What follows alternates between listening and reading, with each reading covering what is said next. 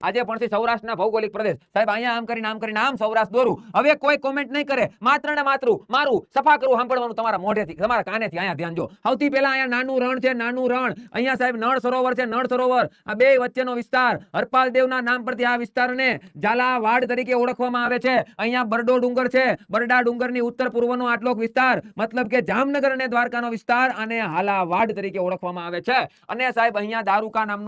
નામના રાક્ષસનો વિસ્તાર હોવાથી આ વિસ્તારને દારૂકા વન કહે છે પણ યાદ રાખજો દ્વારકા જિલ્લાનો વાયવ્યનો વિસ્તાર દારૂકા વન તરીકે ઓળખાય છે હવે ઊભા રહી જાયજો અહીંયા સાહેબ ઝાલાવાડની વાતચીત કરો તો ઝાલાવાડમાં વઢવાણની વાતચીત કરો તો કદાચ તમને આઈડિયા હોય તો વઢવાણના મરચા પ્રખ્યાત છે આના સિવાય આ જ વઢવાણમાં ગંગાવાવ માધાવાવ આવેલી છે એના સિવાય બાપાની પીપર તરીકે જાણીતા દલપતરામ આ દલપતરામનું જન્મસ્થળ મતલબ કે ઝાલાવાડ અને સાહેબ દલપતરામે લખેલી ભુજંગી છંદમાં લખેલી મસ્ત મજાની રચના પડવું કે ખડું તો ખમા આણી વાણી પડે પાપણે પ્રેમ નાપુર પાણી મને દુખી દેખી દુખી કોણ થાતું મહાહેતવાડી દયાળી છે માતું બાપા દલપતરામ ભૂલાય નહીં એના સિવાય હેમુ ગઢવી હોલ રાજકોટમાં છે પણ હેમુ ગઢવીનો જન્મ ક્યાં થાય સુરેન્દ્રનગર જિલ્લામાં એની સિવાય કુંદનિકા કાપડિયાનો જન્મ ક્યાં થાય સુરેન્દ્રનગર જિલ્લામાં એની સિવાય એક મહત્વનું નામ સરદારસિંહ રાણા લીંબડીના કંઠારિયા ગામના એની સિવાય એક મહત્વનું અતિ મહત્વનું નામ ઝવેરચંદ મેઘાણી સુરેન્દ્રનગર જિલ્લામાં એની સિવાય અતિ મહત્વનું પાછું નામ ધ્યાનથી સાંભળજો નગારા જેવો વિશ્વનો સૌથી ઊંચામાં ઊંચો પર્વત મતલબ કે માઉન્ટ એવરેસ્ટ આ માઉન્ટ એવરેસ્ટ ચડનાર સૌપ્રથમ ગુજરાતી વ્યક્તિ જેનું નામ છે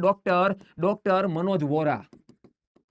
doctor Manoj Vora Mount Everest ચડનાર સૌપ્રથમ ગુજરાતી વ્યક્તિ જેનું નામ છે મનોજ વોરા આમનો જન્મ પણ સુરેન્દ્રનગર જિલ્લામાં થાય છે એના સિવાય મહારાણા પ્રતાપનો તાકાતવાળો ઘોડો મતલબ કે ચેતક આ